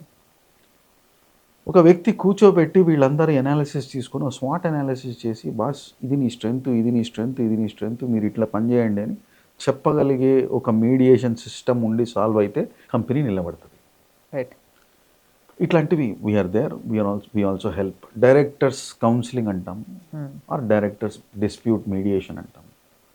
సో కూర్చొని we try to understand each person. జనరల్గా ఏమవుతుందంటే మీడియేషన్లో వాడు అన్ని రోజులు ఎప్పుడో దాచుకున్న కోపం అంతా వచ్చి మనం ఇది చూపిస్తాడు, తీస్తుంటాడు. అవును. వాడికి తెలియదు కదా పాపం. ఇంకా కాన్సెప్ట్ ఏంటంటే వీడు పక్కన కూర్చున్నాడంటే ఒకటికి 2 వేసి చెప్తాడు, జరుగుతాయి. వాడు పక్కన లేకుండా మనం చెప్పలేం, వాడు ఫీల్ అవుతాడు ఏదో మాట్లాడుకుంటున్నారని. సో ఫస్ట్ మీడియేషన్లో ఫస్ట్ 2 సెషన్స్ 3 సెషన్స్ యాంగర్ అనేది వెళ్ళిపోతుంది. యాంగర్ వెళ్ళిపోయిన తర్వాత కాంటెంట్ మిగులుతుంది మీకు. దీన్ని ఛానలైజ్ చేయగలిగితే కంపెనీ నిలబడుతుంది. ఇది ఒక స్టెప్. ఇక ఆ స్టేజ్ కూడా దాటిపోయింది. ఇప్పుడు ఈ డైరెక్టర్స్ డిస్ప్యూట్ పోయి మనకి కంపెనీస్ యాక్ట్లో ఎన్సిఎల్టీకి వెళ్తుంది, national company law tribunal. Okay. అక్కడ 241, 242 పిటిషన్స్ అంటాం, అక్కడ ఫైలింగ్స్ చేస్తాం. జనరల్గా ఇలాంటి కంపెనీలు మా ఎక్స్పీరియన్స్లో జరిగిన ప్రమాదాలు ఏంటంటే, ఈ 3-4 డైరెక్టర్లో ఒకటి దగ్గర బ్యాంకింగ్ అథారిటీ ఉంటుంది, వీడు పోయి కంప్లైంట్ ఇస్తాడు, అక్కడ బ్యాంక్ అకౌంట్ ఫ్రీజ్ అయిపోతుంది. బ్యాంక్ వాడేమో నువ్వు ఎన్సిఎల్టీ పో అంటాడు, లేదా కోర్ట్ ఆర్డర్ తెమ్మంటాడు. ఈ మొత్తం అలజడిలో సఫర్ అయ్యేది ఎంప్లాయీస్. ఎందుకంటే మీకు బ్యాంక్ అకౌంట్ ఫ్రీజ్ అయిపోయింది, శాలరీని ఎట్లా ఇస్తారండి? వీళ్ళ కొట్లాట వాళ్ళు ఆలోచించరు. ఏదైతే అయింది నేను నా పాయింట్ ప్రూవ్ చేసుకుంటా. ఆ ఆవేశం అనేది తగ్గించగలిగితే మీడియేషన్లో ఇలాంటి అనర్థాలు రావు. సో ఇక్కడ డైరెక్టర్స్ కొట్లాడుకున్నా కూడా అల్టిమేట్గా మళ్ళీ కంపెనీకి పెద్ద ప్రాబ్లం. అంటే వెళ్తారు కదండి. ఇప్పుడు డైరెక్టర్స్ వెళ్ళినప్పుడు జనరల్గా ఎక్కడికి వెళ్తారండి? పోలీస్ స్టేషన్కి వెళ్తారు. పోలీసు వాడు ఏమడుగుతాడు? ఆయన ఎవరు? Complaint director. నువ్వెవరు? Complaint director. ఇంకేం కేసు? మా దగ్గర సంబంధం లేదు, సివిల్ కేసు పోండి అంటాడు. కొంతమంది ఏం చేస్తారు, లేదండి వాడు మసాలా యాడ్ చేస్తారు. ఇక్కడ వాడు అది తీసుకుపోయింది, ఇది తీసుకుపోయింది, డేటా పోయింది, అది పోయింది, ఇది పోయింది అంటే ఏదో ఎఫ్ఐఆర్ రాస్తారు. వీళ్ళు ఎఫ్ఐఆర్ చూపించుకొని బ్యాంక్ అకౌంట్లు ఫ్రీజ్ చేస్తారు. ఎందుకు చేసిండ్రు? ఇక్కడ బ్యాంక్ అకౌంట్ ఫ్రీజ్ అయిపోతే నాతో మాట్లాడడానికి వస్తాడు, అప్పుడు నేను చెప్పింది వింటాడని ఒక పెద్ద ఆలోచన. ఈ ఆలోచనని ఏసీలు ఫ్యాన్లు వేసేటోళ్ళు కూడా ఉంటారు. అక్కడ మీరు చెప్పాల్సింది డైరెక్టర్స్కి, బాస్ ఇది కరెక్ట్ పద్ధతి కాదు. మీ ఇద్దరు కొట్లాటల్లో కంపెనీ నష్టపోతుంది. ఏ కంపెనీ అయితే మీ ఇద్దరు కలిసి పైకి తీసుకొచ్చినారో ఆ కంపెనీ మీ అనవసరమైన కొట్లాట వల్ల నష్టపోతుంది. ఈ పాయింట్ మనం కన్వే చేస్తే, ఈ పాయింట్ వాళ్ళు అర్థం చేసుకుంటే డిస్కషన్కి వస్తారు. మీరు తీరా డిస్కషన్ కూర్చున్నప్పుడు ఆలుముగల కొట్లాటలాగా ఉంటుంది, ఏముండదు అక్కడ. ఏదో పాయింట్ మీద ఏదో హర్ట్ అయిండు, ఆ హర్ట్ ఇట్లా తీసిండు. సో బేసిక్గా ఇదంతా కూడా పోలీస్ స్టేషను, ఎఫ్ఐఆర్ ఇక్కడ దాకా పోకుండా, లైక్ ఇప్పుడు మీలాగా ఒక అడ్వకేట్ ఉన్నప్పుడు వాళ్ళ దగ్గరికి వెళ్తే, నేను చాలా చూసింది ఏంది అని అంటే, ఇప్పుడు మీ లా ఫామ్లో దేర్ ఇస్ అ ప్రైవేట్ ఆర్బిట్రేషన్కి మీకు ఒక సెటప్పే ఉంది మీ ఆఫీస్లో. సో ఇక్కడికి వచ్చి సాల్వ్ చేసుకుంటే ప్రాబ్లమ్స్ ఏమి ఉండవు కదా ఇట్లాంటివి ఇక్కడ మాక్సిమం. అంటే మనము డిస్ప్యూట్ రిజల్యూషన్ బ్రాండ్ పేరు ప్రాపర్గా పద్ధతిగా లీగల్గా వస్తుంది, మొత్తం డీటెయిల్డ్గా పెడతాం. అసలు ఏం జరిగింది, కాంటెంట్ డిస్కషన్ ఏంటి, మనం ఎందుకు కొట్టుకున్నారని రాయం, ఇష్యూస్ ఏంటి, ఈ ఇష్యూస్కి కరస్పాండింగ్ సాల్వబుల్ పాయింట్స్ ఏంటి, వీళ్ళిద్దరూ దేనికి ఒప్పుకున్నారు, దీన్ని మనం సెటిల్మెంట్ అగ్రిమెంట్ బిట్వీన్ డైరెక్టర్స్ అంటాం. ఈ సెటిల్మెంట్ అగ్రిమెంట్ని మళ్ళీ మనం ఏఓఏలో అప్డేట్ చేస్తాం. చేసిన తర్వాత that becomes a final complete document. Company survives. ఇద్దరి కొట్లాట ఓ కంపెనీ నాశనానికి కారణం, హేతువు కాకూడదు. అందుకు ఆ కొట్లాటని విరమించే ప్రయత్నం చెయ్యాలి. వాళ్ళిద్దరూ ఆ ఫ్యాక్ట్స్ చెప్తే, బేసిక్గా ఫ్యాక్ట్స్ అనేవి మీరు బయటికి తీసుకొస్తే ఇష్యూ సాల్వ్ అవుతుంది. రైట్. మీరు ఫ్యాక్ట్స్ లేకుండా డిస్కషనే పెట్టినారనుకోండి, అది పోతా ఉంటుంది. Right. So once again coming back to investors sir, ఇప్పుడు ఇన్వెస్టర్స్ ఏదో కారణం చేత ఒక కొంచెం గ్యాప్ తర్వాత, లైక్ ఒక 1 year తర్వాత, 2 years తర్వాత, ఇన్ బిట్వీన్ సమ్వేర్ ఒకళ్ళు వెళ్ళిపోదాం అనుకుంటారు. వెళ్ళిపోదాం అనుకున్నప్పుడు ఆబ్వియస్లీ ఇంకొకరిని తీసుకోవాలనుకుంటారు, ఇంకొకరు రావాలనుకుంటారు వాళ్ళ ప్లేస్లో. సో ఈ రెండు కూడా ఈ ఎగ్జిట్ ఎంట్రీ క్లాజ్లు ఏముంటాయి ఒక కంపెనీకి? మనం ఫస్ట్లో ఇన్వెస్టర్ వచ్చినప్పుడు ఇన్వెస్ట్మెంట్ మ్యాండేట్ అని రాసుకున్నాం. ఆ ఇన్వెస్ట్మెంట్ మ్యాండేట్లో మీకు ఎగ్జిట్ క్లాజ్ ఉంటుంది. కామన్ ఎగ్జిట్ క్లాజ్ ఏముంటుందంటే, నేను ఇవాళ వెళ్ళిపోదాం అనుకునే టైంకి కంపెనీని మళ్ళీ రీవాల్యుయేషన్ చేయాలి. ఇప్పుడున్న వాల్యూ నాకు ఇచ్చేస్తే నేను వెళ్ళిపోతాను. జనరల్గా ఎట్లుంటుందంటే, కొత్తగా వచ్చిన పైసలతో పాతగా వచ్చిన వాడికి పైసలు ఇచ్చేసి పంపిస్తాం. దీన్నే మనం ఫండింగ్ సిరీస్లో మాట్లాడితే స్టార్టప్ సిరీస్ 1, సిరీస్ 2, సిరీస్ 3 అనుకుంటూ పోతాం. సిరీస్ 1లో ఇన్వెస్టర్ సిరీస్ 2లో వచ్చిన డబ్బులతో ఎగ్జిట్ అయిపోతాడు. సిరీస్ 2 వాడు సిరీస్ 3లో ఎగ్జిట్ అవుతాడు. సిరీస్ 3 వాడు ఐపీలో ఎగ్జిట్ అయిపోతాడు. అంటే కొత్త ఇన్వెస్టర్ వచ్చినప్పుడు రెండు ప్రధాన ఇష్యూలు ఉంటాయండి. నా మైండ్ సెట్ వేరు, మీ మైండ్ సెట్ వేరు. నేను డైరెక్టర్స్ చూసే పద్ధతి వేరు, మీరు చూసే పద్ధతి వేరు. మీరు నేను కలిసి ఒకే కంపెనీలో ఇన్వెస్ట్మెంట్ చెయ్యం unless our pool is same. Attitude difference. So when ever new investor comes, ఫండమెంటల్గా వాళ్ళు చేసుకుంటే I will exit the existing investor అంటాం. అవును. ప్రధానమైన ఫోకస్ ఒకటే. అప్పుడు మళ్ళీ మనం వాల్యుయేషన్ చేస్తాం. ఆ వాల్యుయేషన్ బేస్ మీద పాతవాడికి ఇచ్చేస్తాం, కొత్తవాడు పైసలు ఇస్తాం. మీరు చెప్తుంటే చాలా పద్ధతి ఉంది కదా సార్. బయట రియాలిటీ చూస్తే ఆ వాల్యుయేషన్ అనేది ఒక పెద్ద ఓ గేమ్ లాగా, ఓ గ్యాంబ్లింగ్ లాగా అనిపిస్తుంటుంది. Because we have seen few companies, దాని వాల్యుయేషన్ రియాలిటీకి వచ్చేసరికి వేరుంటుంది. అంటే వాళ్ళు సంపాదించేది, వాళ్ళు నెలకు తీసేది వేరుంటుంది, లేదా సంవత్సరానికి తీసేది వేరుంటుంది. బట్ వాల్యుయేషన్ మాత్రం ఎక్కడో ఆకాశంలో ఉంటుంది. ఇఫ్ దిస్ హ్యాపెన్స్, నిజంగా చెప్పాలంటే కొత్తగా వచ్చే ఎంట్రీ క్లాజ్లో కొత్తగా వచ్చే పార్ట్నర్కి, ఇన్వెస్టర్కి నష్టం జరుగుతున్నట్టే ఇన్ఫ్యాక్ట్. ఎందుకంటే ఎక్కువ డబ్బులు ఇచ్చి రావాల్సి వస్తుంది ఆయన కంపెనీలకి వాల్యుయేషన్ని బట్టి. ఈయన మంచిగా లాభంలో పోతున్నట్టే.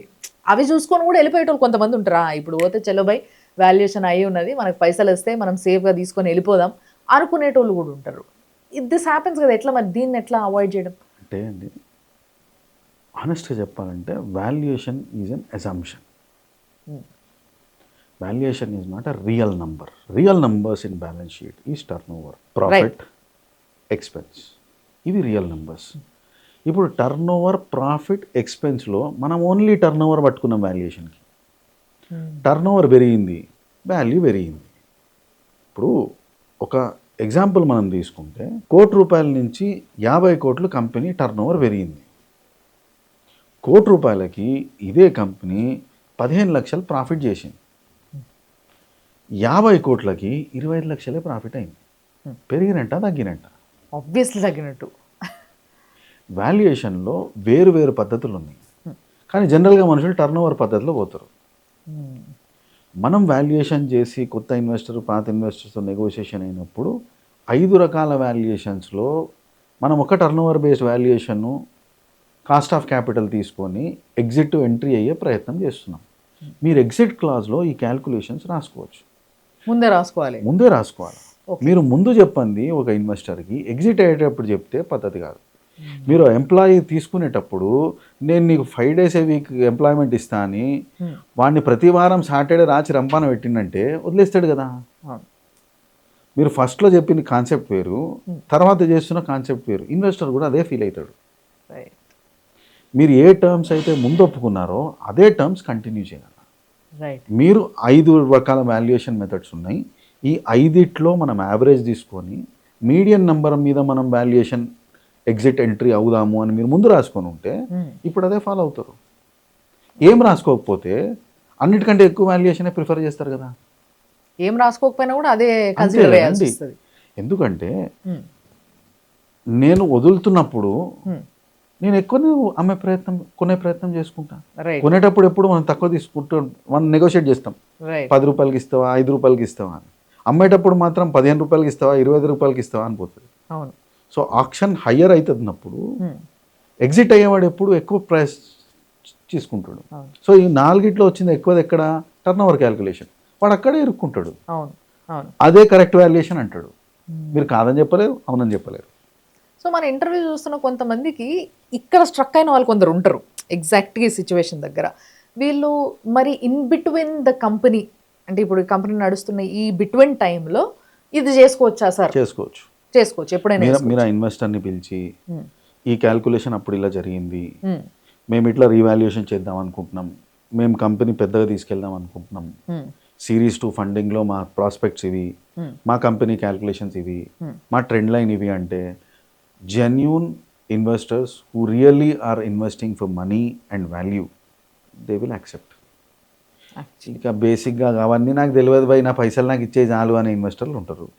అప్పుడు మీరు అక్కడ ఎగ్జిట్ చేసుకోవడం తప్పించి వేరే ఆప్షన్ లేదు. ఎందుకంటే వాళ్ళు వినట్లేదు.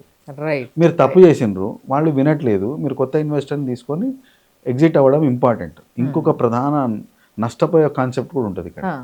మీరు ఏం చూసుకోకుండా అక్కడ డిస్టర్బ్ చేసినారనుకోండి, ఆయన మళ్ళీ టేబుల్ వేసుకొని కుర్చీ వేసుకొని వచ్చేస్తాడు. ఈ ప్రాబ్లం ఉంటుంది. ఎందుకంటే మీరు సడన్గా ఈ వాల్యుయేషన్లు, చేంజ్, క్యాల్కులేషన్ల గురించి మాట్లాడారనుకోండి, ఏదో అయిపోతుంది, వీళ్ళు నా వెనకేదో చేస్తున్నారనే డౌట్ మీరు క్రియేట్ చేస్తున్నారు. సో అట్లా చేయకుండా మీరు తప్పు చేశారు, మీరు మాట్లాడితే అర్థం చేసుకుంటారు అని మీకు అనిపిస్తే మాట్లాడండి. లేదు పర్సన్ ఇప్పుడు డబ్బులు పెట్టిన తర్వాత ఒక 1 year or 2 years మీరు చూసుంటారు కదా, ఆ వ్యక్తిలో కొంచెం క్యాల్కులేషన్ మీకు తెలుస్తుంది కదా. సో మీరు ఒక క్యాల్కులేటెడ్ రిస్క్ తీసుకొని చేయాల్సి వస్తుంది. కొత్త ఇన్వెస్టర్ని ఎత్తికి ఇది మా క్యాల్కులేషన్ మెకానిజం వాళ్ళకి చెప్పి పాతోడితో మేము తప్పు చేశామని చెప్తే investors accept. There are few investors who there are many who are technically and logically sound. And investors don't invest just for money. కొంతమంది ఓన్లీ సోలార్ ఎనర్జీ ఎన్వైరన్మెంటల్ స్టడీస్లో ఇన్వెస్ట్ చేస్తారు, కొంతమంది ఓన్లీ టెక్ కంపెనీస్ ఇన్వెస్ట్ చేస్తారు, కొంతమంది only human capital చేస్తారు. ఎందుకు చేస్తారు వాళ్ళు? నాకు ఆ కంపెనీ వాల్యూ చేయడం తెలుసు, నాకు ఆ కంపెనీ ఫిలాసఫీ అర్థమవుతుంది. కంపెనీ డైరెక్షన్ మారిపోతే ఏం చేయొచ్చు అని నేను అడ్వైస్ చేయగలను. ఇంకొంతమంది ఇన్వెస్టర్లు ఉంటారు, వాళ్ళ పైసలు పెట్టేది వాళ్ళ దగ్గర కస్టమర్ ఉన్నాడు, వీరి దగ్గర టాలెంట్ ఉందని పైసలు పెడతారు, so that he can serve his customers. So they come with that max. అయితే నేను ఇంకొక ఎగ్జాంపుల్ తీసుకుని అడుగుదాం అనుకుంటున్నా. This was always been my biggest doubt. నిజంగా ఒక మనిషి, ఒక కంపెనీ ఉంది, ఇది యాక్చువల్గా మీడియాలో జరిగిన స్టోరీయే నేను అడుగుతున్నది. ఒక ఫేమస్ పర్సన్, మీడియాకి ఒక పెద్ద దిక్కు లాంటి ఒక వ్యక్తితో జరిగిన ఒక ఇష్యూ. సో ఈయనకు ఒక ఛానల్ ఉంది, ఏదో సమ్ ఛానల్. ఈ ఛానల్లో ఒక వ్యక్తి చాలా నమ్మకంగా కొన్ని సంవత్సరాలుగా పనిచేసిండు. ఆయన పనిచేయడం వల్లే ఆ ఛానల్ లెగిసింది. He had been only a investor for that channel, though he is well known person. ఆయన దానికంటూ ఏదో చేసిండు, బట్ ఆయన కంపెనీగా చేసుకున్నాడు. బట్ ఈ ఎంప్లాయీగా పనిచేసిన వ్యక్తి వల్లే ఛానల్ లెగిసింది, ఫర్ ఎగ్జాంపుల్. ఇది ఎస్పెషల్లీ మీడియా కోసం అడుగుతున్నా, బట్ ఇంకెక్కడైనా ఎంప్లాయ్ అయితే మీరు ఎక్కడైనా అప్లై చేసుకోవచ్చు దీన్ని. సో ఆ పర్సన్ వల్ల లేసింది. తర్వాత కొన్ని సంవత్సరాల తర్వాత వీళ్ళిద్దరి మధ్యలో డిస్టర్బెన్స్లో ఇంకో కారణం లేకపోతే వీడికి ఏదో ఆలోచన వచ్చింది, నేను బయట పోయి ఏదో పెడదాం అనుకుంటున్నా, ఏదో చేద్దాం అనుకుంటున్నా. Then he starts demanding some share. నేను చేస్తేనే కదా సార్ నిలబడ్డది కంపెనీ, నాకు షేర్ ఇవ్వండి, నాకు షేర్ ఇవ్వకుంటే ఎట్లా అని చెప్పేసి కొట్లాడడం మొదలు పెడతాడు. ఈ కంపెనీ ఉన్నదంటేనే నా వల్ల, నేను లేకుంటే ఏమున్నది, కంపెనీ నేనే కంపెనీ. సో దిస్ హ్యాపెన్స్, ఇది చాలాసార్లు జరుగుతుంది. ఇట్లాంటి ఇష్యూ రీసెంట్గా మీడియాలో జరిగినప్పుడు ఆ వ్యక్తికి ఈ పెద్ద మనిషికి మధ్యలో లొల్లయింది అని బయటకు చాలా మాటలు వినిపించినాయి. అప్పుడు తర్వాత ఏం జరిగింది అనేది ఎవరికి తెలియదు, అది మూసుకుపోయింది. సో ఇప్పుడు ఈయన ఇవ్వాల్సిన బాధ్యత ఈయన పైన ఉంటుందా, నిజంగా ఆయనకు అడిగే హక్కు ఉంటుందా, అసలు ఇట్లాంటిది ఎక్కడైనా జరుగుతుందా? డివైడ్ చేద్దాం క్వశ్చన్. రైట్. ఫస్ట్, పర్సన్ నాది అని పనిచేసాడు. ఎస్. పర్సన్ నాది అని పనిచేసిన దానికి జీతం వచ్చిందా లేదా? వచ్చింది. జీతంతో పాటు బోనస్ వచ్చి ఉంటుంది, దివాళీకి గిఫ్ట్ వచ్చి ఉంటుంది, ఇంకోటి వచ్చి ఉంటుంది, ఇంకోటి వచ్చి ఉంటుంది. ఎంప్లాయీ ఎప్పుడు నాది అని కంపెనీలో పనిచేయడం అనేది స్వాభావమైన విషయం. నాది అని లేనప్పుడు పనిచేయలేడు. తను పనిచేసినందుకు కంపెనీ గ్రో అయింది అనే పర్సెప్షన్ కరెక్ట్ అయినా కంపెనీ దృష్ట్యా అదొక సపరేట్ ఐడెంటిటీ. తనతో పాటు 10 మంది వ్యక్తులు కలిసితేనే ఆ ఫైనల్ ఇమేజ్ అనేది వచ్చింది. So company is a collective growth. ఇప్పుడు ఒక షుగర్ ఫ్యాక్టరీ బాగా సక్సెస్ఫుల్ అయింది, చెరుకు పండించిన రైతు చేయి కూడా ఉంది, కానీ అది ఎవరు అనుకోరు. ప్రతి ఎంప్లాయీని మనం కౌంట్ చేసుకుంటూ పోతే ఆ సమూహం అనేది పెద్దదవుతుంది. రైట్. బట్ ఫ్రంట్ ఎండ్ ఒక వ్యక్తి అయ్యాడు కాబట్టి ఆ వ్యక్తి క్లెయిమ్ చేసుకోవడం అనేది సర్వసహజం. నౌ షేర్ హోల్డర్స్ దృష్ట్యా ఈ మనిషి పనిచేసినందువల్ల కంపెనీ గ్రో అయింది అని వాళ్ళు ఫీల్ అయ్యి వాళ్ళు షేర్స్ ఇచ్చి ఉంటే అది స్వెట్ ఈక్విటీ. ఎస్. ఈయన డిమాండ్ దేనికి చేయాలా? శాలరీ ఇవ్వకపోతే డిమాండ్ చేయాలా? ఇన్సెంటివ్ కమిట్ చేసిన ఇన్సెంటివ్ ఇవ్వకపోతే డిమాండ్ చేయాలా? ఎందుకు? అవన్నీ కాంట్రాక్చువల్. నేను చేసినందువల్ల కంపెనీ పెరిగింది అనేది ఎక్స్పెక్టెడ్ బిహేవియర్. దానికి ఈయనకి సపరేట్ హక్కు లేదు. ఇస్తే వాళ్ళ ఉదారత్వం, ఇవ్వకపోతే అడిగే హక్కు లేదు. ఇచ్చుంటే తర్వాత సంగతి. ఇయ్యలేదని మనం అనుకున్న కేసు తీసుకుంటే ఇప్పుడు ఈ మనిషి ఏమైపోతాడు? ఒక ఎంప్లాయీ అవుతాడు. ఎంప్లాయీలో ఒక సమ్ అమౌంట్ ఆఫ్ షేర్స్ ఉన్న వ్యక్తి అవుతాడు. మ్యాక్సిమం స్కోప్ ఏముంటుంది? మిగతా వాళ్ళు పనిచేయకపోతే మనం ఇందాక అనుకున్నాం 10% కంటే ఎక్కువ ఉంటే వేరే డైరెక్టర్లను రీప్లేస్ చేయొచ్చు. తన్ని తానైతే రీప్లేస్ చేసుకోలేడు కదా. ఎందుకంటే తన పర్సెప్షన్ ఏంటంటే నేను బాగా పనిచేస్తున్నా, మిగతా వాళ్ళు పనిచేయట్లే, నా దగ్గర 10% కంటే ఎక్కువ షేర్స్ ఉన్నాయి, మిగతా వాళ్ళని నేను రీప్లేస్ చేస్తాను నోటీసులు. రైట్. బట్ ఆ ప్రాసెస్ కంప్లీట్ అయితే మిగతా డైరెక్టర్స్ రీప్లేస్ అయినా కూడా షేర్ హోల్డర్ ఎక్కువ ఉంటే షేర్ హోల్డర్ మళ్ళీ ఆ డైరెక్టర్స్ రీప్లేస్ చేయొచ్చు కదా. సో ఈ రీప్లేస్మెంటే నడుస్తూ ఉంటుంది. Okay. So technically speaking directors are employees of company, share holders are owners of company. Yes. ఓనర్లకి ఎంప్లాయీ జవాబు చెప్పే బాధ్యత ఉంది. ఎక్కువ పైసలు పెట్టినోడు, ఎక్కువ నెంబర్ ఆఫ్ షేర్స్ ఉన్నోడు ఎక్కువ బిగ్గెస్ట్ ఓనర్ అవుతాడు. Yes. So biggest owner will have ruling. Biggest owner is also fed up. ఇంకోటికి అమ్మేస్తాడు, అడిగే హక్కు ఎంప్లాయీకి లేదు. రైట్. నా షేర్స్ నేను అమ్మేసుకున్నా, who is there to ask? ఈ షేర్స్ అమ్మేసుకోవడం అనే దానికి మనం ఒక క్లాస్ పెట్టుకోవచ్చు ఆర్టికల్స్ ఆఫ్ అసోసియేషన్లో. షేర్ హోల్డర్కి మనం షేర్స్ అలాట్ చేసిన తర్వాత ఈ ప్రాసెస్ ఫాలో అయ్యే షేర్స్ అమ్మాలి అని మీరు ఒక క్లాస్ పెట్టుకోవచ్చు. ఆ క్లాస్ ఫుల్ఫిల్ అయిందనుకోండి, మీరు ఈ అమ్మకాన్ని కూడా క్వశ్చన్ చేయలేరు. So it's owner employee relation. Employee feel అయినా కంపెనీ గ్రో అయింది ఎంప్లాయీ వల్లే అయినా, but company is again A separate entity. So ఆ ఎంటిటీకి దాని బిహేవియర్ సపరేట్గా ఉంటుంది. ఈ ఎంటిటీ కెపాసిటీ ఎవరి చేతిలో ఉంది? షేర్ హోల్డర్స్ చేతిలో. ఎవడి మేజర్ షేర్ అయితే వాడు ఏం చేయడు, వాడి షేర్స్ వాల్యూ చేసుకొని అమ్మేస్తాడు, అయిపోయింది. For him he sold it value, అమ్మేసిండు కదా. ఈ కొత్తోడు వచ్చింది, వాడిదే వీడి ప్రాప్తం అంతే. Yes. If the new person says you are no more director, companies యాక్ట్లో ఉన్న నామ్స్ అన్ని ఫాలో అయ్యాడు, యూ గెట్ లాస్ట్ అన్నా గట్లేదు. ఇంకా గెట్ లాస్ట్ సింపుల్గా చెప్పడం, సెక్షన్ 100 అని ఏదైతే ఉందో, how to remove I director through share holder meeting అని ఒక క్లాజ్ ఉంటుంది. దాంట్లో నోటీస్ ఇస్తాడు, ఈజీఎం కండక్ట్ చేస్తారు, ఈజీఎంని ఎగ్జిక్యూట్ చేస్తారు, ఆర్ఓసీలో తీసేస్తారు, యాక్సెస్ కార్డులు పీకేస్తారు. ఎట్లా వస్తాడు లోపలికి? ఇంకా వచ్చే ప్రయత్నం చేసిండు అనుకోండి, అది దౌర్జన్యం అవుతుంది, క్రిమినల్ కేసు అవుతుంది. So that is the whole picture. Share holders are ultimate to the extent of their shares. Company owners కాదు వాళ్ళు, వాళ్ళ షేర్స్ వరకు వాళ్ళు ఓనర్స్. వాళ్ళకి ఇరిటేషన్ అయిపోయింది, కొట్లాట మాకు వేస్ట్ అనుకున్నారు, ఇంకోటి షేర్స్ అమ్మేసేయండి, they are out of the scene. Employee నాకు నువ్వు షేర్స్ అని క్వశ్చన్ చేసే అధికారం లేదు. ఎందుకు? శాలరీ ఇచ్చినావా లేదా, కమిట్ అయిన బోనస్ ఇచ్చినావా లేదా, కమిట్ అయిన ఇన్సెంటివ్ ఇచ్చినావా లేదా, there ends the contract, done, nothing beyond that. Yes. Yes. So ఇప్పుడు ఇంకొక క్లాజ్ ఉంటుంది సార్ ఇక్కడ. ఒక షేర్ హోల్డరు కంపెనీలకి వెళ్ళిపోయింది షేర్లు అమ్ముకొని. బట్ కొన్ని ఉంటాయి బ్యాగేజ్లు విచ్ నెవర్ గో. ఎందుకు అనంటే వీళ్ళు మిగతా వాటిపైన కాన్సన్ట్రేట్ చేయరు. ఎవరైనా అంతే, అరే నేను పెట్టిన పైసలు వచ్చినాయా లేదా అని చూసుకుంటారు. వచ్చినాయి రబే అమ్మ నాకు మనశ్శాంతిగా ఉంది, వదిలేస్తారు. బట్ ఆ మిగతా బ్యాగేజెస్ ఏవైతే ఉన్నాయో అవి ఏంది అనేది ఒకసారి తెలుసుకుంటే అట్లీస్ట్ నౌ ఎవరైతే ఎగ్జిట్ అవుతారో వాళ్ళు దే లుక్ బిహైండ్, ఇంకేమేమి బ్యాగేజ్లు ఉన్నాయి, అవి ఏమేమి విడిపించుకొని పోవాలి నేను ఈ కంపెనీలకి వెళ్ళని, ఏముంటాయి అవి. బ్యాగేజ్ షేర్ హోల్డర్కి ఉండదండి, ఓకే, బ్యాగేజ్ డైరెక్టర్కి ఉంటుంది. ఓన్లీ డైరెక్టర్కి, రైట్. ఎందుకు ఉంటుంది అని చెప్తా. ఒక సింపుల్ ఎగ్జాంపుల్, ఒక బ్యాంక్లో అంటే బ్యాంక్లో డైరెక్టర్స్ మనం తీసుకోకుండా ఒక ఎంప్లాయీ దృష్ట్యా తీసుకుందాం, దాన్నే మనం డైరెక్టర్కి వర్తించవచ్చు. ఒక బ్యాంక్లో ఫ్రాడ్ అయింది, రీసెంట్గా ఒక బ్యాంక్లో అయింది. ఎఫ్డిఆర్లో ఒక ఎంప్లాయీ ప్రింట్ చేసి ఆ ఫిక్స్డ్ డిపాజిట్ రిసీట్లు ఎంప్లాయీ ఇచ్చి ఈ అకౌంట్లో కాదు ఈ అకౌంట్లో పైసలు ఏమని చెప్పి దగ్గర దగ్గర 4 కోట్లు తీసుకెళ్ళిపోయాడు. ఆ టైంలో ఆ బ్రాంచ్లో ఓ 10 మంది ఎంప్లాయీస్ ఉన్నారు. కేసు వేసినప్పుడు 10 మంది మీద వేస్తాం. ఎందుకు వేసాము? ఆ టైంలో వాళ్ళు ఉన్నారు. ఓకే, ఆరోపణ, నా దగ్గర ఎవిడెన్స్ ఉంది కాబట్టి నేను ఆరోపణ చేశాను. ఇప్పుడు డైరెక్టర్ దగ్గరికి వద్దాం. ఒక డైరెక్టరు ఇన్కమ్ ట్యాక్స్ డిపార్ట్మెంట్కి, జిఎస్టీకి, ప్రావిడెంట్ ఫండ్కి, ప్రొఫెషనల్ ట్యాక్స్కి, వీటన్నిటికీ రెస్పాన్సిబుల్. ప్రతి దానిలో డైరెక్టర్ సంతకం పెడతాడు, డిజిటల్ సిగ్నేచర్ వేస్తాడు. డైరెక్టర్ రిజైన్ చేసి వెళ్ళిపోయాడు.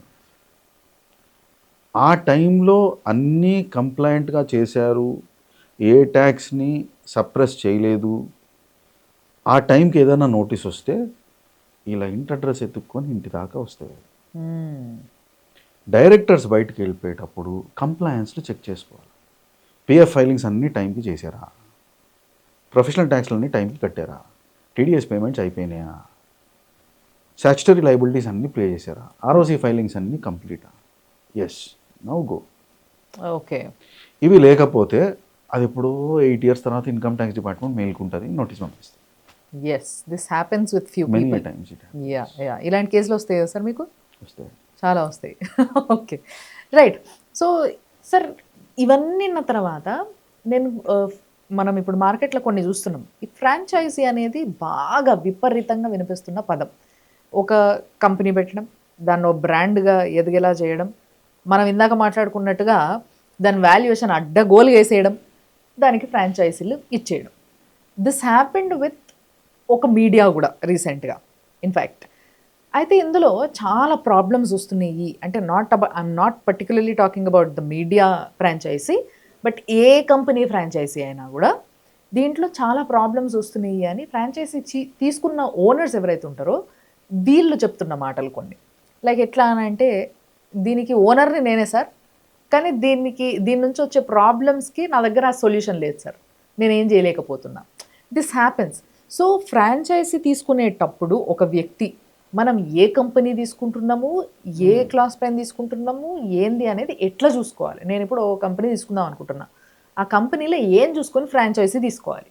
ఫ్రాంచైజీ ఓనర్లకి ఫస్ట్ ఆలోచన ఇంపార్టెంట్ అండి. ఏదైతే వాళ్ళు ఫ్రాంచైజీ తీసుకుందాం అనుకుంటున్నారో ఆ సబ్జెక్ట్ వాళ్ళు చేయలేరా? చేయగలిగితే వాళ్ళదే ఒక బ్రాండ్ పెట్టుకోవచ్చు. రైట్. చేయలేని పక్షంలో ఈ ఫ్రాంచైజీ తీసుకోవడం వల్ల వాళ్ళకి ఏంటి బెనిఫిట్? జనరల్ ఎక్స్పెక్టేషన్ అంటే ఫ్రాంచైజీ ఓనర్లు ఎవరైతే ఇబ్బంది పడుతున్నారో వాళ్ళ ఎక్స్పెక్టేషన్ వల్ల ఫెయిల్యూర్ అవుతారు. వాళ్ళ ఎక్స్పెక్టేషన్ ఏంటంటే, మనం ఆ ఫ్రాంచైజీ బ్రాండ్ ఏదైతే తీసుకొని బోర్డు పెడతామో ఆ బోర్డు పెట్టంగానే మనకి మనుషులు క్యూ కడతారు, మన ప్రోడక్ట్ దేదీప్యమానంగా అమ్ముడుపోతుంది, మనం క్యాష్ కౌంట్ చేసుకోవడం తప్పించి మనకు వేరే ఏ పని ఉండదు. Absolutely right. ఈ ఆలోచనే తప్పు. ఎందుకంటే ఫ్రాంచైజీ అనేవాడు ఆ బ్రాండ్ బేస్ మీద ఒక వాకిన్ని మనకి ఇవ్వగలడు. అల్టిమేట్గా వాకిన్ కన్వర్ట్ చేసుకొని వాడికి సాటిస్ఫాక్షన్ ఇచ్చే కెపాసిటీ మనదే.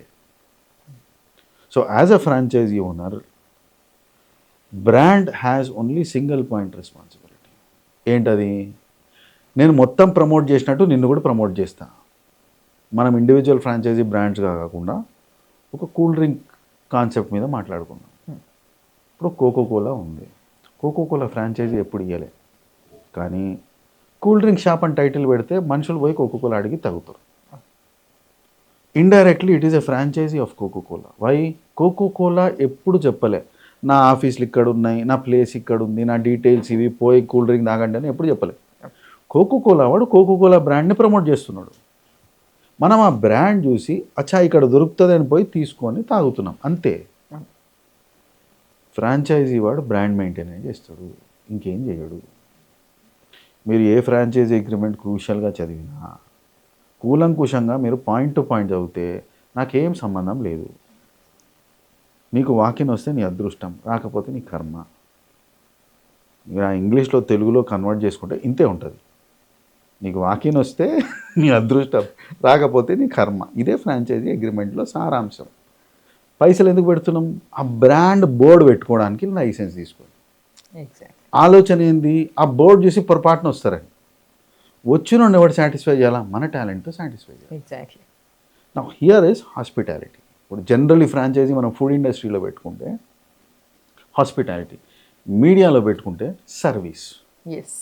మీ సర్వీస్ చూసి వాళ్ళ పైన బోర్డు ఇంకా పట్టించుకోడు, మీ సర్వీస్తో కంటిన్యూ అవుతాడు. ఎక్స్పెక్టేషన్ ఏముంటుంది అప్పుడు? ఓహో ఈ బ్రాండ్ ఇట్లా ఉంటుందేమో అని వాడి బిహేవియర్ మారుతుంది.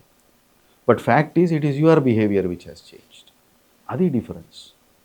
మీరు ఒక ఫ్రాంచైజీ మోడల్లో ఫ్రాంచైజీ ఎందుకు తీసుకుంటున్నారు అంటే, మనమే స్టార్ట్ చేసి కొత్త బోర్డు పెడితే టైం పడుతుంది కాబట్టి పేరున్న బోర్డు పెడితే వాకిన్స్ తొందరగా వస్తాయి అనే కాన్సెప్ట్లో మనం తీసుకుంటాం. ఇప్పుడు ఫుడ్ కోర్ట్ ఉంది, జస్ట్ పేరు ఫుడ్ కోర్ట్ పెట్టారనుకోండి, రావచ్చు రాకపోవచ్చు.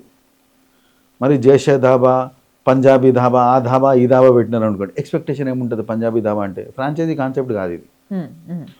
రొట్టె పెద్దగా ఉంటుంది, కూర ఎక్కువ వేస్తాడు, లస్సీ పెద్దగా ఉంటుంది, ఇది ఎక్స్పెక్టేషన్.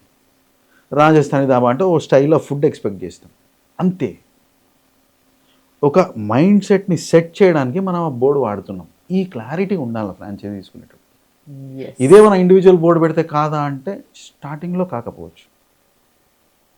సో ఫ్రాంచైజీ ఓనర్లు ఏంటంటే ఓవర్ ఎక్స్పెక్టేషన్, అందువలన వస్తారు. Second most important thing is, ఏదైతే ఫ్రాంచైజీ అగ్రిమెంట్ వాళ్ళు సంతకం పెడతారో అటు రాసినోడికి ఇటు సంతకం పెట్టినోడికి ఇద్దరికి క్లారిటీ ఉండదు.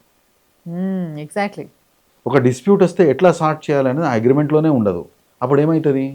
ఎక్స్పెక్టేషన్ అని వీడంటాడు, లేదు నువ్వు నీతోనే ఎక్స్పెక్టేషన్ అని వాడంటాడు. అది చిలికి గాలివానై నష్టం వాడికి. రెంట్ వీడిదే, డిపాజిట్ వీడిదే, షాప్ పెట్టింది వీడే, ఎంప్లాయీస్ వీడే. అల్టిమేట్ నష్టం పోయేది ఫ్రాంచైజీ ఓనర్. ఎందుకు నష్టపోయాడు? అగ్రిమెంట్ చదవలేదు. సో అగ్రిమెంట్ క్లియర్గా చదివితే జస్ట్ బ్రాండ్. ఎట్లా నష్టపోతాడు? వాడికి పైసలు వచ్చేసినాయి కదా, ఆ బ్రాండ్ వాడుతున్నాక మనం ఎంతో 5 లక్షలు 10 లక్షలు 2,000 3,000 ఇచ్చేసినాం కదా. బ్రాండ్ పెట్టుకున్నాం, బోర్డు పెట్టుకున్నాం, అయిపోయింది. వాడు వచ్చింది లేదు, మా అయితే వచ్చి రిబ్బన్ కట్ చేసిపోతాడు. ఆ ఖర్చు కూడా మందే కదా. That is the difference. So బేసిక్గా ఫ్రాంచైజీ తీసుకునే వాళ్ళు కూడా ఆలోచించాల్సింది అదే. ఎప్పుడైనా కూడా మనం సొంతగా ఒక బ్రాండ్ పెట్టుకొని దాన్ని పైకి తీసుకురావడానికి టైం పడుతుండొచ్చు, but that can give you fruits, but not franchisees. లేదా మీకు లేదు నాకు బ్రాండ్ మీద నమ్మకం ఉంది, నేను బ్రాండే చూస్తున్నా, నేను బ్రాండింగ్ చేసుకోవాలనుకోవట్లేదు, ఆల్రెడీ బ్రాండింగ్ అయిన కంపెనీని పెట్టుకొని నేను నడిపించుకునే సత్తా నాకు ఉంది అని అంటే, you can blindly go for a franchisee. This is a simple formula which have to be understood. బట్ నిజంగా చాలా విషయాలు చెప్పారు సార్ దీంట్లో. అంటే చిన్న చిన్న విషయాలు, బట్ ఎవరు దృష్టి పెట్టరు. చాలామంది నెగ్లెక్ట్ చేసే విషయాలు, తెలుసుకుంటే చాలా లాభం చేసే విషయాలు ఇవన్నీ. సో అలాంటి విషయాలు చెప్పినారు. Thanks for that. తప్పకుండా మళ్ళొకసారి ఇంకొక చాలా అవసరమైన టాపిక్తో కలుద్దాం మనము. Thanks a lot for coming. Thanks for your time sir. Thank you.